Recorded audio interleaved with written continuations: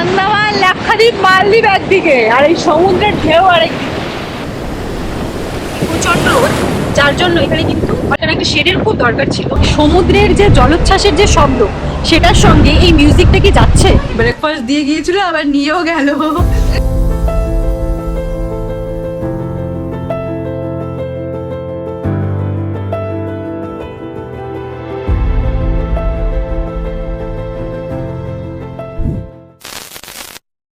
Good morning everyone. তো আজ হচ্ছে 18ই মে, মন্দারমণি ট্রিপের আমাদের সেকেন্ড দিন। তো এখন হচ্ছে 6টা বাজে, আমরা এখন বিচে যাচ্ছি। একেবারে অনেক সকালে তো যেতে পারলাম না, তো এখনই আর কি রেডি হয়ে যাচ্ছি বিচে। তো চলো দেখি।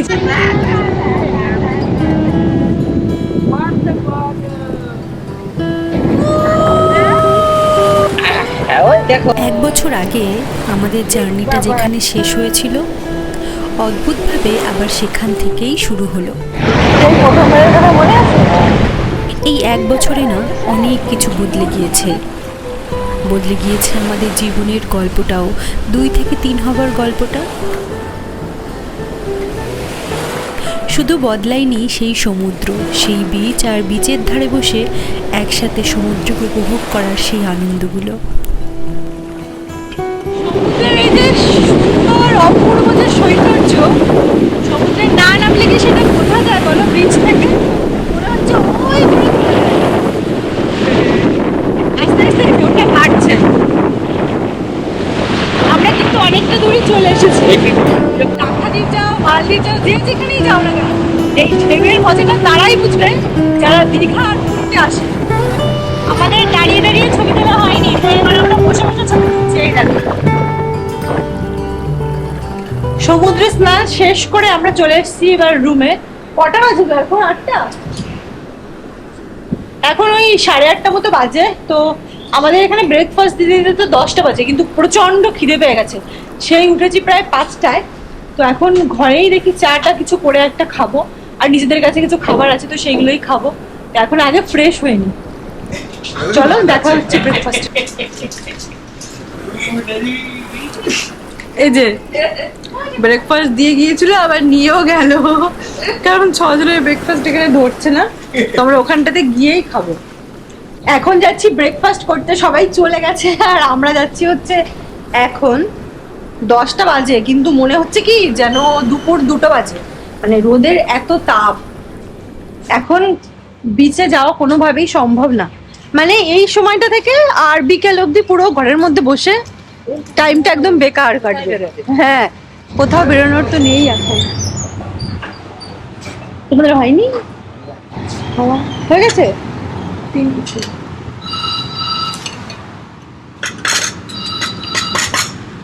লুচিটা হচ্ছে অনেকক্ষণ দিয়েছে, তার জন্য ঠান্ডা হয়ে গেছে। এটা আমাদের ভুল, ওনাদের কোনো ভুল নয়। আর আলুর তরকারিটা একদম সিম্পল, বাড়িতে আমরা যেরকম সাদা আলুর তরকারি করি সেই আলুর তরকারিটাই, খেতে কিন্তু ভালোই, বাড়ির মতোই হয়েছে আলুর তরকারিটা। আর এখানে আছে ডিম সিদ্ধ।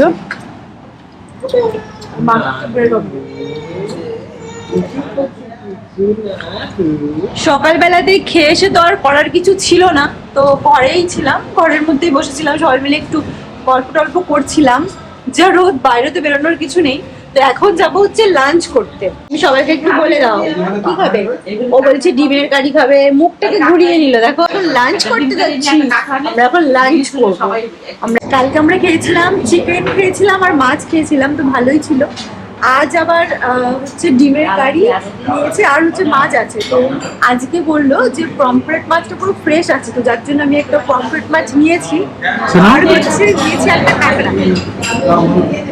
সাইজটা মাঝারি সাইজ, খুব বড় না আবার খুব ছোটও না। পমফ্রেট মাছটা খেতে ভালোই হয়েছে, কিন্তু ভাজাটা একটু বেশি হয়ে গেছে। ঝোলের মধ্যে তো একটু কম ভাজা হলে মানে ভালো। ঠিক আছে, এবার খাবো কাঁকড়া। ব্যাস ব্যাস ব্যাস ব্যাস, তুলে নেবো কাঁকড়াটাকে। ওটা একেবারে নিয়ে নেবো, একেবারে নিয়ে নেবো। কোনটা? হাত দিয়ে যখন তুমি দিয়ে দাও, হাতটা খেয়াল নেই। আরে কোনো ব্যাপার না, খেয়াল নেই, আবার কি আছে। বেশ ভালোই হয়েছে গ্রেভিটা। খেয়াল থাকার বাকি আছে। আমরা আছি এখন মন্দারমণিতে, আর হোটেল ড্রিমল্যান্ড। আর এই যে মন্দারমণি যে বিচটা, এটা প্রায় 8 থেকে 9 কিলোমিটার লম্বা বিচটা। এটা কিন্তু এই হোটেলটা, মানে এই যে 8 থেকে 9 কিলোমিটার বিচটা, এটার একদম এন্ডে।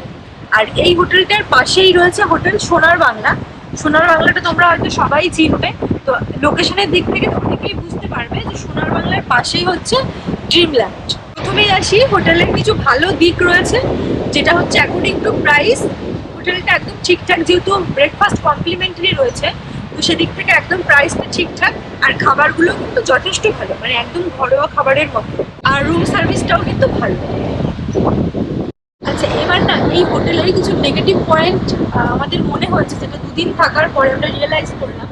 সেটা হচ্ছে যে এই যে হোটেলে, এটা হচ্ছে একদম ফ্রন্ট সাইড, এই যে ফ্রন্টে এখানে কোনো শেড নেই, ঠিক আছে? তো কি হয়, বিচের সাইডে আমরা যে হোটেলে থাকবো, সেই জায়গাটাতে আমরা যে কোনো সময়, বিশেষ করে সন্ধ্যাবেলাটায়, যাতে বসে বিচের ভাইবটা নিতে পারি, কিছু স্ন্যাক্স করতে পারি, যার জন্য উপরে শেডটা কিন্তু খুব দরকার।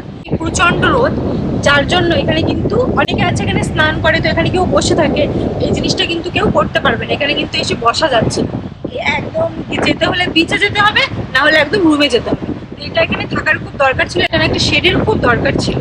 এমনি এরকম চেয়ার ফেয়ার পাতা থাকে, তো এগুলো নিয়ে কিন্তু এখানে বসতে হবে।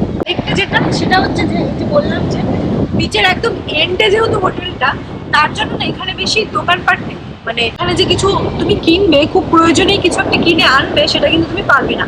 এমনকি 1 বোতল জলের জন্য তোমাকে অনেক দূরে যেতে হচ্ছে। আর এই সামনেটাতে যেহেতু বসার জায়গা নেই, সেটা কি হচ্ছে, আমাদের ওই দোকানগুলোতে যেতে হচ্ছে, দোকানে গিয়ে বসে তারপরে এই বিচের ভাইবটাকে এনজয় করতে হচ্ছে। তো এইটা একটা অসুবিধা। আরেকটা জিনিস, সেটা হচ্ছে সুইমিং পুল তো আছে, হ্যাঁ, কিন্তু সুইমিং পুলটা একদম মানে ওই সাইড, ব্যাক সাইড, হোটেলের ব্যাক সাইডে, যেখান থেকে আমরা এন্ট্রান্স করেছি, একদম এন্ট্রান্সটা হচ্ছে সুইমিং। আর সুইমিং পুলটা ওখানটাতে থাকার জন্য সুইমিং পুলে বসে সমুদ্রের যে মানে এনজয়মেন্ট, সেটা কিন্তু তুমি করতে পারবে না। ওটা এক সাইডে আর সমুদ্রটা আরেক সাইডে। আজকে আমরা একদম তাড়াতাড়ি বেরিয়ে গেছি, দুপুরবেলায় লাঞ্চ করে ঘরে এসে একটুখানি বসেছিলাম, তারপর রেডি হয়ে কিন্তু বেরিয়ে পড়েছি। আর এই যে ইনি প্রত্যেকদিন এই সময় কিন্তু ঘুমান, এখানে আসার পর থেকে এনার ঘুম নেই। তাই তো, কেনই বা ঘুমোবে?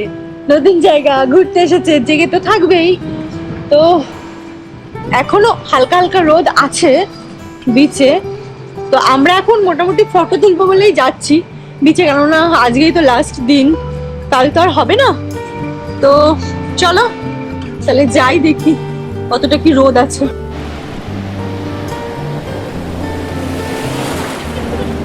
তোর হাতে চশমা রয়েছে।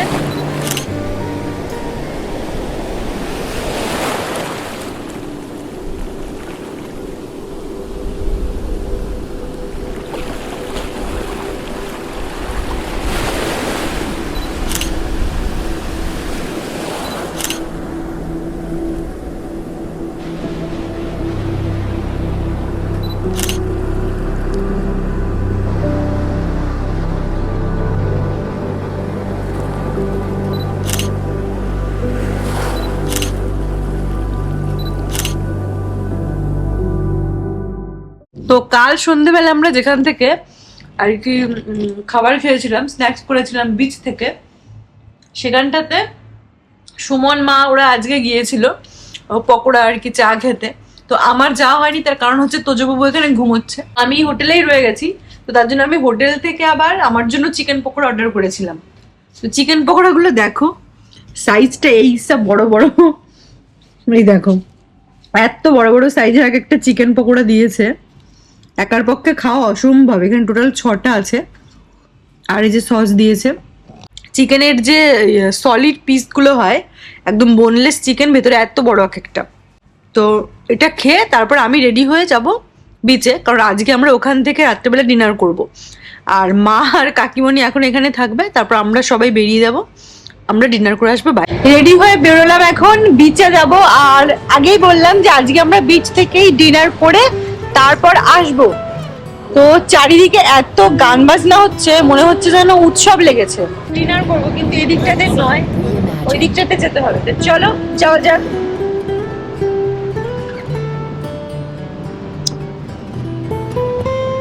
এই যে দোকানগুলো এখন সব উঠে যাচ্ছে আস্তে আস্তে। অনেকে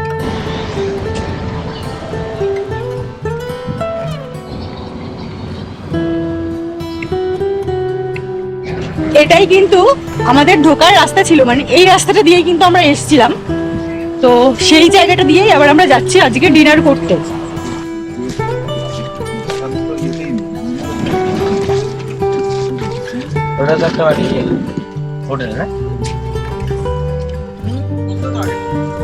এখানে দুপুরবেলাতে এসে ওরা অর্ডার করে গিয়েছিল রুটি আর হচ্ছে চিকেন। এই যে চলে এসেছে আমাদের রুটি চিকেন, দাদা এটাতে একটু জল দিও। তাওয়া রুটি আর এখানে চিকেন, চিকেনের লাল লাল ঝোল দেখে তো দারুণ লাগছে। এবার খেয়ে দেখি। আমার হঠাৎ করে কেন জানি না দেখে মনে হচ্ছিল এটা দেশি চিকেনের ঝোল, কিন্তু বললো না এটা নর্মাল পোলট্রির যে মুরগি সেইটা দিয়েই করা। এই সমস্ত কাবাব টাবাব যদি খেতে হয় তাহলে তো আমি কিছুতেই খেতে পারবো। এত দূর কাবাব কলকাতায় খেতে তো এত 200 কিলোমিটার দূর তো বাটি দিলেই হয়ে যায়। খেয়ে আমরা এখন হোটেলে যাচ্ছি। তো চলে এলাম হোটেলে। তো বাইরে খেতে না যাওয়াই ভালো, মানে বাইরে থেকে আমরা অনেকক্ষণ হলো খেয়ে চলে এসেছি। এসে আমরা এই জায়গাটা এসে একটু বসেও ছিলাম, যে দোলনাটাতে অনেকক্ষণ বসেছিলাম। এবার যাচ্ছি রুমে। তো এখন প্রায় 12টা মতো বাজে। আর বাইরে খেয়ে এটাই মনে হলো এখানকার দোকানপাট তো সেরকম নেই। একটা জায়গা পেলাম মানে ডিনার করার মতন, হোটেল থেকে মাত্র 1 থেকে 2 মিনিটের দূরত্বে, মানে হোটেল থেকে বেরিয়েই, গেট থেকে বেরিয়েই। আর খাবারটা ভালো না খেতে। তো আমার মনে হয় সেদিক থেকে এই হোটেলের খাওয়াটাই ভালো। কাল তো আমরা চলে যাচ্ছি, আবার ফিরছি। দেখা হবে তাহলে কাল সকাল। তো আজকের মতন গুড নাইট, টাটা।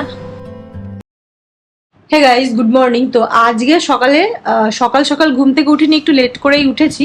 আর এখনো বিচে যাওয়া হয়নি। তো এখন তো ব্রেকফাস্ট করে বেরিয়ে যাব।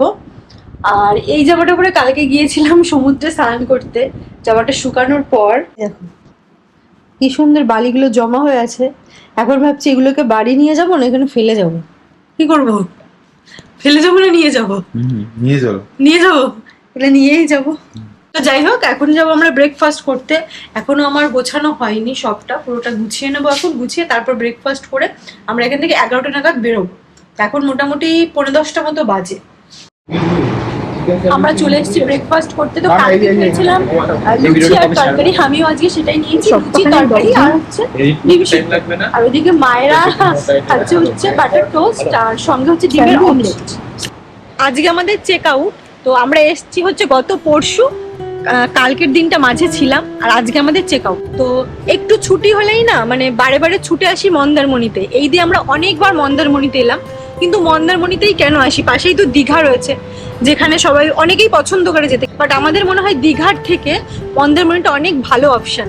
সেটা তার কারণ একটাই, সেটা হচ্ছে যে মন্দারমণিতে আমরা যেভাবে বিচটাকে উপভোগ করতে পারি সেটা কিন্তু দীঘা বলো বা তুমি যেখানেই বলো, পুরী বলো, সেভাবে কিন্তু উপভোগ করতে পারি না। যখন খুশি তুমি তখনই বিচটাকে এনজয় করতে পারো। যখন খুশি তুমি বিচে নেমে যাও, বিচে স্নান করে, এমনকি রাত 12টার সময় তুমি যদি বিচে যেতে চাও তুমি কিন্তু বিচ দিয়ে হাঁটতে পারবে, বিচে বসে সময় কাটাতে পারবে। তো আমাদের মনে হয় এটাই হচ্ছে মন্দারমণির বিশেষত্ব, মন্দারমণির বিচটা, যেটা আমরা হয়তো অনেক সমুদ্রে গেলেই পাবো না। আর বিশেষ করে মন্দারমণিতে যেটা হচ্ছে সেটা হচ্ছে মন্দারমণির বিচের একদম মানে বিচ লাগোয়াই যেহেতু সমস্ত হোটেলগুলো রিসোর্টগুলো রয়েছে, তো তার জন্য এইখানটাতে থাকলে, রিসর্টগুলোতে থাকলে আমাদের মনে হয় যে আমরা একদম বিচের ওপরেই আছি। দেখো আরেক দিক থেকে যদি তুমি দীঘা বলো, পুরী বলো বা অন্য জায়গার ক্ষেত্রে বলো, সমুদ্রের ক্ষেত্রে বলো, সেখানে কিন্তু হ্যাঁ কিছু কিছু হোটেল অবশ্যই রয়েছে বিচের পাশে। বাট এখানে যেহেতু মানে প্রত্যেকটা হোটেল বিচের পাশে, ওখানে কিন্তু অত হোটেল তুমি বিচে পাবে না, বিচের একদম সাইডেই পাবে না, বিচের সঙ্গে লাগোয়া আর কি। তো সেক্ষেত্রে সমুদ্রটাকে এনজয় করার জন্য এটা কিন্তু খুব বেশি দরকার। আর সমুদ্রের যে একটা উথাল পাথাল জলোচ্ছ্বাস, সেটা কিন্তু তুমি উপভোগ করতে পারছো। এটা কিন্তু তুমি সব সময় হয়তো দিনের বেলায় তুমি দীঘাতে পারবে, পুরীতে পারবে, বাট রাত্রেবেলা হয়তো সেখানে তুমি পাবে না। বাট যেহেতু বিচের সঙ্গে লাগোয়া হোটেল, তার জন্য আমি চাইলে কিন্তু রাত্রেবেলাতেও বিচে গিয়ে এই সমুদ্রের এই যে সুন্দর দৃশ্য বা এই যে সুন্দর জলোচ্ছ্বাস সেটাকে কিন্তু উপভোগ করতে পারবো। আন্দামান, লাক্ষাদ্বীপ, মালদ্বীপ, সেখানে হয়তো জলের কালার অনেক সুন্দর কিন্তু জলটা কিন্তু শান্ত। আর এই যে জলের জলোচ্ছ্বাস, এই যে জলের উথাল পাতাল, এটার কিন্তু একটা আলাদাই আনন্দ। আর একটা জিনিস শেয়ার না করে আমি পারছি না, আমি কিসের কথা বলছি অনেকে হয়তো তোমরা হয়তো বুঝতে পারছো না। তো আমি বলছি এই যে আমাদের পেছনের যে হোটেলটা রয়েছে এটা, প্লাস ওই সাইডে যে হোটেলটা রয়েছে ওটা সোনার বাংলা। তো কাল রাত্রে তোমরা হয়তো দেখতেই পেয়েছো যে খুব জোরে জোরে আর কি এখানে মিউজিক বাজছিল, গান হচ্ছিল, ঠিক আছে। তো এই জিনিসটাই আমি বলতে চাইছি যে সমুদ্রের যে জলোচ্ছ্বাসের যে শব্দ সেটার সঙ্গে এই মিউজিকটা কি যাচ্ছে? মানে তোমাদের কি মনে হয় এটা কি যায়? হ্যাঁ, এটা ঠিক আছে, এটা করুক, তবে আমার মনে হয় এই জিনিসটা এদের ইনডোরে করাটা করলে আর কি ভালো হয়, যারা যে জিনিসটাকে প্রেফার করে। বাট এই জিনিসটাকে সবার মধ্যে ছড়িয়ে দেওয়ার তো কোনো মানে হয় না। এত জোরে জোরে যে বক্স বাজছে বা এরা এনজয় করছে, তো মনে হয়, আমার মনে হয় যে এই জিনিসটা সকলের পছন্দ নাও হতে পারে। তো সেদিক থেকে এই জিনিসটা এরা করুক, বাট ইনডোরে করুক। আমরা কেওয়াস থেকে, মানে প্রচুর পরিমাণে কোলাহল থেকে আমরা এই জায়গাটাতে আসি দুদিনের জন্য, একটু রিল্যাক্স করবার জন্য, একটু শান্তিতে কাটানোর জন্য।